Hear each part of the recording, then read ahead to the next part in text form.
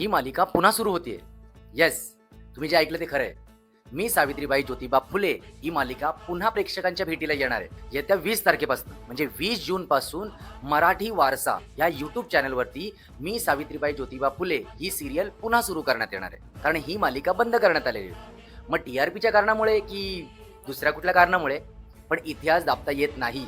कारण ज्या काळात मुलींना शिकणं म्हणजे पाप मानलं जायचं, त्याच काळात सावित्रीबाई फुले, ज्योतिबा फुले यांनी दगड-धोंडे खाल्ले, पण मुलींसाठी शिक्षणाचे दरवाजे उघडून दिले आणि जो बुरसेटलेला समाज होता त्याला स्त्री शिक्षणाचं महत्त्व दाखवून दिलं.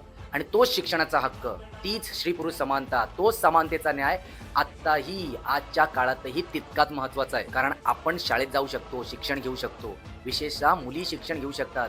या सगळ्या मागे ज्योतिबा फुले आणि सावित्रीबाई फुले यांचं सोन्याचं योगदान आहे. म्हणून सावित्रीबाई फुले आणि ज्योतिबा फुले हे फक्त एक इतिहासातले व्यक्ती नाहीत, तर आधुनिक भारताच्या विचारांचा पाया आहेत. म्हणून येत्या 20 जूनपासून ही मालिका मराठी वारसा या यूट्यूब चॅनलवरती पुन्हा सुरू होत आहे.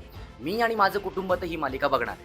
तुम्ही आणि तुमच्या कुटुंबाने देखील ही मालिका बघावी. कारण एवढा मोठा महान नेता, एवढे महान दाम्पत्य हे महाराष्ट्राच्या मातीत जन्मले, महाराष्ट्राच्या मातीत होऊन गेले, ही आपल्यासाठी अभिमानाची गोष्ट आहे.